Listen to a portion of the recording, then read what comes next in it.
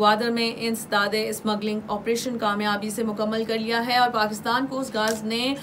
ग्वादर के नशीबी इलाके में मंशियात स्मगलिंग होने की मुसद्दका इतलात मौसूल होने पर सर्च टीम तश्कील दी है और दौरान सर्च ऑपरेशन शराबी ट्रैक के एरिया में समुंदर के किनारे बोट के जरिए चर्स स्मगल करने की कोशिश जो है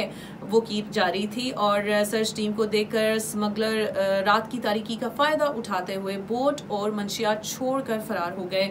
और सर्च टीम ने 164 किलोग्राम आला क्वालिटी की चर्स जो है वो बरामद कर ली। पाकिस्तान कोस्ट गार्ड्स ने मंशियात कब्जे में लेकर कानूनी कार्रवाई जो है वो शुरू कर दी है। हमारे मुल्क को मंशियात से पाक करने के लिए हमारी पाक फौज, हमारी ये गार्ड्स जो हैं कोस्ट गार्ड्स हैं